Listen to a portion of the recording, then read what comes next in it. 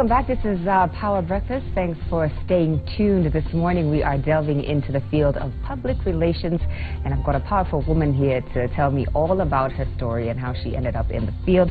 Wanjiru Mbugua is the CEO of Diamond Media Communications. Welcome to Power Breakfast. Thank you very much, Joey. So, people have various opinions of PR. I think maybe, we'll try and, unpack that a little bit so you can tell us exactly what the field entails. Okay. But tell us about yourself, your training, and how it is that you ended up being the CEO of your own company. Okay. For me, it was a decision that I had to make for myself because I'm actually a teacher by profession. Oh. Yes. Okay. So right after high school, because my mom was a teacher and I'm the last born out of 6 kids, my mom thought one of us has got to be a teacher. So I trained as a Montessori instructor, and then while I was doing that, even though I was very, very good, I thought this was my mother's certificate. It wasn't mine, And so back in the day, everybody was doing computers, and so I went and got a course in computers, and then after that, I got a very good job with a tea company in Mombasa.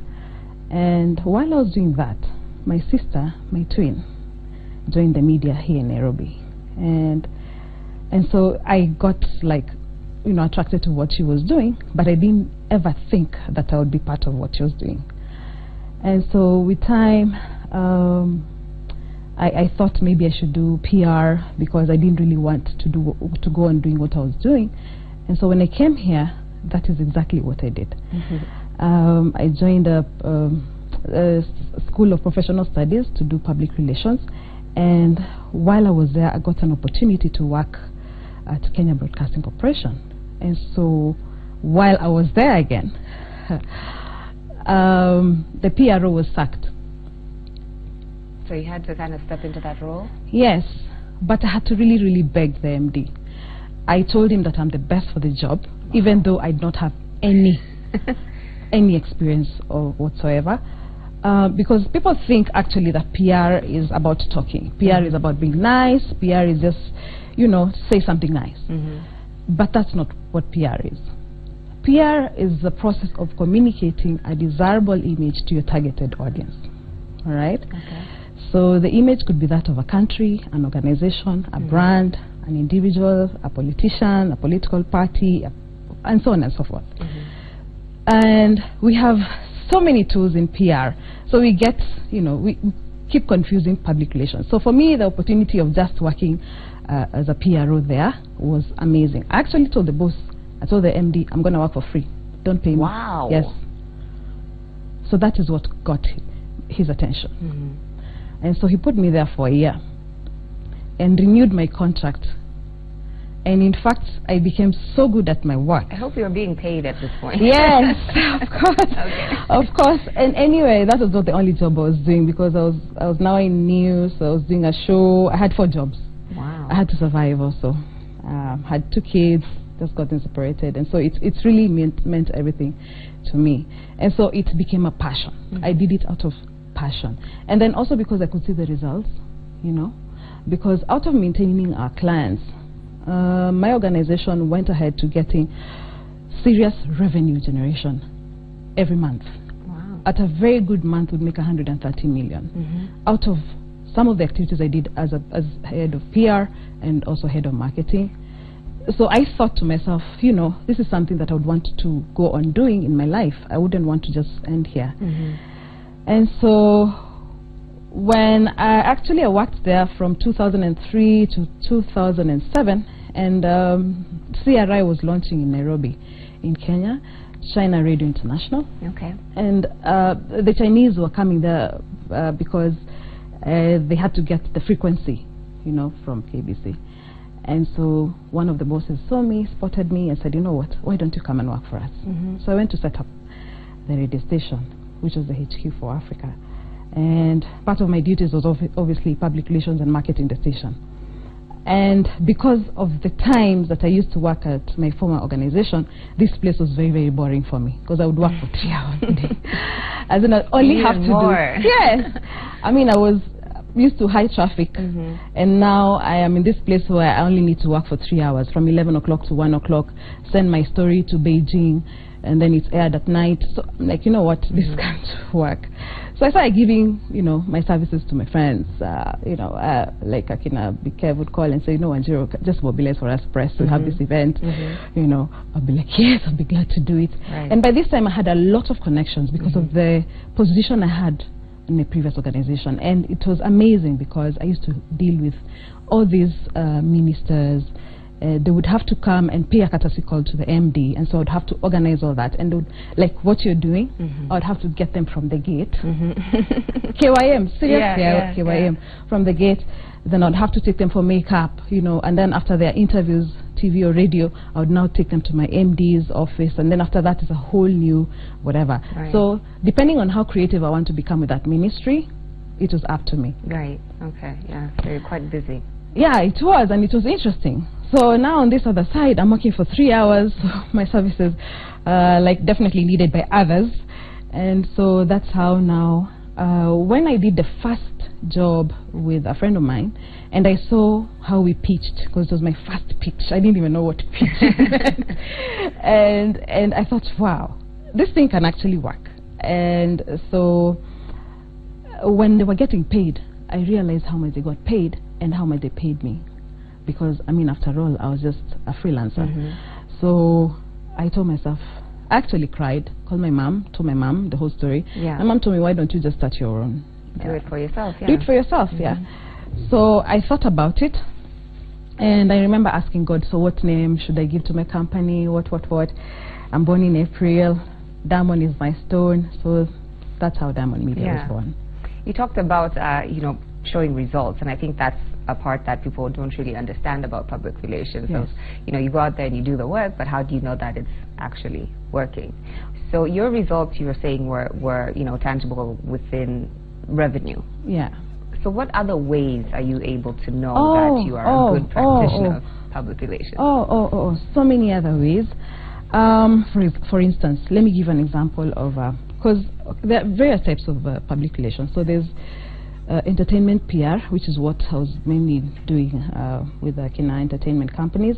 There's the sports PR, there's corporate PR, there's fashion PR, there's all manner of PR. So it's up to what you want to really focus on, all right? So I got into corporate public relations. That is my thing. And in corporate public relations, what actually happens is you build a brand from the scratch. I'll give you an example. When they called me to do Karua's media, the media liaison in the previous election, when I went in, she was in black books, all right? So I had to come up with a strategy for her to be visible and for her to be liked by press.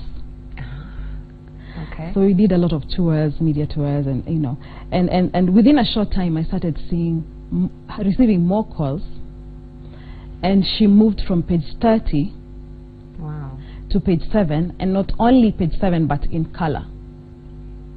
So that meant something to me. And then also, she would be like in the news, should be on your running order, should not be after PK or you know the others. She would be like on top of them. Now, so you've got to really be good at negotiating on behalf of your clients, and that's the only way you get to see whether there's something happening, you know. And also people started seeing that there's something happening, because it's not only that part of her brand being visible. First and foremost, it's her physical brand. Well, let me stop you right there, since you're talking about this and you've worked with Honorable Karua. Yes. Were you in charge of selecting her nail polish color? Because that's an issue that seems to come up for people. No, like, she loves red. Why are her nails always red? No, she loves red. She says red goes with anything. Okay. Yeah, I wasn't. I was only responsible for her outfit and also her hair, to grow it back to 12 inches, and her face and her lipstick. I actually would have to fight her even when doing studio makeup. And she would tell them, no, Wanjiru will do it. And so, because, you know, she's very sensitive about what goes onto her face. And so you've got to understand the kind of people that you're working with. Right. When you understand, and it's not only an individual, that was a political, that was now political communication for me. That was now different, all right? Because now there's also corporate communication, there's brand communication and marketing, and there's political, there's a lot of PR that goes around. Because what actually happens with PR, we are like makeup. a makeup kit that comes to enhance what everybody else has done. So you get dressed, you go do your hair, you go do your nails and everything, and then we just come and wrap it all and then present it now to your target audience. That's what we do. So there's often miscommunication, I guess, that people seem to lump PR and advertising together. Yeah. And those are two different Yes. fields. Advertising, just like marketing and branding and media management, are all tools in public relations. Okay. Right? Because, like I said, public relations is a process of communicating a desirable image to your targeted audience. So the image could be your wish image, the current image, corporate image, what's it called, multiple image, like the way you guys have TV, radio stations, and so on and so forth. So it could be any of these, all right? So you don't want to get to a situation where you're confusing advertising, because with public relations you must use these tools. Let me give you another example. So you have a product launch, okay? We start from the scratch. You come to us, you do not even have what is called a brand identity, which is the logo, okay? So we first generate several samples for you, and then once we have received approvals, we start working on that brand. Now the next stage is to develop what is called a brand manual, which is it's a book, and half the time we do it as a DVD. So we show you on this logo can appear like this on a billboard, it will appear like this on a t-shirt, it will appear like this on your website, and so on and so forth. Then now there's the communication part, brand communication. There's first brand strategy, brand communication, then brand marketing. Okay, so there's a lot. All this, remember, is under public relations. But now you move out from public relations into communication, because communication is not the umbrella. So today I call myself a communications, marketing and media expert, because actually that is what I am. Okay. Now under public relations there's also events, because after we developed this logo, we've done the brand manuals, we've done all these presentations, and we're now happy and almost ready, preparing to launch. We ask ourselves, how are we going to launch? Okay, so this is now when we begin to think of the launch mechanics, how we're going to do it. Is it going to be an outdoor event, indoor event, night event, day event? Who's going to be there? We definitely need to do a lot of media coverage, and that's when our advertising comes in, to answer your question. Okay. So with advertising, you look at ATL, which is above the line, and then there's below the line there's direct advertising, and there's also now digital marketing that is so big. Right, yeah. Today you cannot avoid it. So we come up with a whole lot of a plan. We give it a 360, and also depending on the budget of the client and the timelines of the project, because sometimes you have a short-term project, sometimes you have a long-term project. Like, I'll give an example. When they call me to present to His Excellency John Mahama, former president of Ghana, I was actually, I didn't know first and foremost I was going to meet him, because the person called and said, you're coming to meet our presidential candidate. I assumed it's the opposition. So you go in, when I went in, just an hour before I met him, on the second day, I was told, you're actually meeting the sitting president. So I said, oh, okay. Changes things a bit. Yeah, so quickly start Googling what, nini. And obviously my instincts just told me, deal with the brand, because you've got to start from the scratch. I mean, this is a foreign country, you've never really, but thankfully it was an African country. And so that was a brand plan that I had now to later prepare to go and present, and let me assure you, it's never different. It's standard everywhere you go. The only difference is that in Kenya, we are probably very advanced when it comes to some of these things. We just don't know it, or we take ourselves for granted. And so I came to learn that even the PR plan that I presented, everybody was like, whoa. As in, what do you mean? There's a media plan, there's a PR plan, there's an online plan, so for them that's just supposed to be a campaign plan, all right? And yet it is not the case. There's a lot that goes into a brand and the planning of a brand. In this day and age, we're seeing companies that are relying quite heavily on digital marketing, like you mentioned earlier. Some even just solely, you know, putting their, you know, advertising and everything else online. Maybe you can speak about how that has changed your industry. Yeah, it has. And you know why? I think partly because that's like an alternative way of communicating to the TAs, the targeted audience.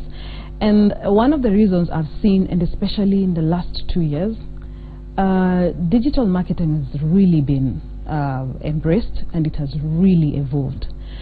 I think one of the reasons is we have a lot of SMEs coming into the market, and they don't want to spend a lot of money before they test the waters. So they come in slowly, but very fast and steady. All right. So the brand is known online first. I'll give an example. Betway, when it came. Right. Before it was launched, it took actually 2 years. Did you know that? Did not know so it that. was online all this time. We thought we knew Betway. And then suddenly one day somebody decided to launch Betway. That's just one of the examples I could give. But for me, I think it's cutting costs. That's the main issue.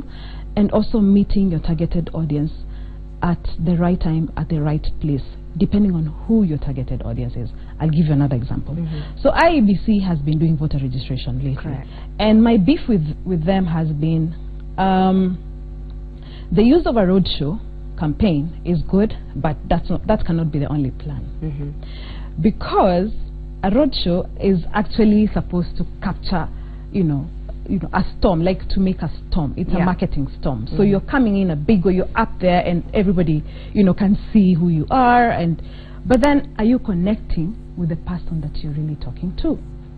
So for me, especially to a new voter, there's no way you're going to tell me, and I said this the other day online, my 19-year-old is in campus, first year. And he's got all his friends, and they are not on the road. So roadshow is not for them. They need a reason. You've got to give them another reason. Okay? First and foremost, from 2013 when President Uhuru came into power, 2013, 2014, 2015, 2016, how many of them have come out of school? How many of them are new voters? How many of them have IDs?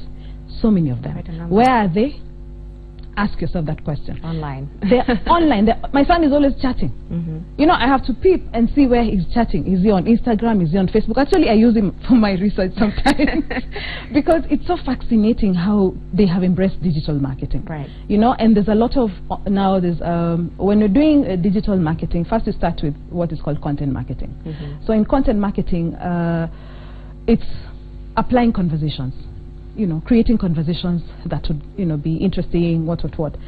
So for me, I would have expected somebody sitting with IEBC to advise them, like tell them, listen, by the way, these guys, first and foremost, you've got to tell them why they're even collecting this card. True. Number two, you can't use the same examples you're using for people in my age, our age mates, of course you're younger than me. You can't use the same platform, communication platform, as to theirs. You're gonna lose them, and lose them big time. Good point. So it would have been of great use, and I'm happy. Yesterday when I was leaving church, actually saw IEBC desks. Oh wow! You know, they were doing registrations. I was like, yes, now somebody's beginning to think, because my church actually has got all these graduates from all the students from campuses, and so those are the target new voter. Okay. Let alone wale wa mashambani. So wherever you go, when you go to Rome, do what the Romans do. By the way, it's not rocket science. Reach them on their level. Thank you. So, I mean, for us to be able to communicate wisely in terms of digital marketing, there's a lot of opportunities online. And it is almost free. You can do video marketing. When you're doing our events, for example, I'll tell you for sure, we cannot survive without an online campaign. That has got to go. Depending on the strategy we're using and how we want to unveil whatever it is that we're doing, there's got to be a strategic way of communicating with your audiences online. Okay, so some people will say, no, you're embracing too much online. In fact, for Mwanasiasa, you know, politicians, there's no way. They said PK and Karua last year, they only won online, which is, you know, whatever. But you see, we learn every single day. And even today, you can't ignore the fact that everybody, even in the village, is aware of an online platform. They have either WhatsApp or they can text. I mean, there's a way of them sharing socially with their friends and whoever it is. Right. So you've got to be able to embrace digital marketing. Now, you know, I've always been curious about what it takes to become a good PR sort of official or agent. I studied communications. Oh, you did? And so I took a PR class. Okay. And that class, I did the worst that I had done in my 4 years of college. I think I got a B- or something, and it just, like, that field. Good. But it was still bad for me. But it was, you know, that field, I just never, I don't know, I'd never connected. So what sort of skills, and how do you know this is something that I can, you mentioned having a twin, you know, so what sets you apart from her or him? Or, yeah, my sister Jamila. Okay, I'll tell you something about public relations. You've got to be very good at observations, you know, and also trying to analyze situations, and so that you can give the best judgment, going by, you know, the trends, or going by, you know, things that are happening, current affairs, and so on and so forth. So for me, my sister didn't do public relations. She's a producer and a scriptwriter, and the best in her field. I mean, she's so perfect in Swahili. She was a Swahili producer and so on and so forth. Actually, she was #1 in my district, Mombasa district, in Swahili. So kudos to that girl. She's awesome. And so the difference between being in a communication class, and today I have so many people, young people, who always write and ask for internship opportunities because they feel that, you know, you can give them what they did not receive in class, which is obviously true. However, for me, I think if you can get an opportunity to join a media house, it will just give you the entire view of who you need to become in order to serve your clientele better. I thank God for the opportunity for me to work in a media house at an early age, because then it opened me up to so many, you know, ways of, for example, corporate fundraising. So people would write to my boss, we want media coverage, or we want media sponsorship, you know, we have this, whatever it is, whether it's a walk, what, and they would miss just a line, Joey.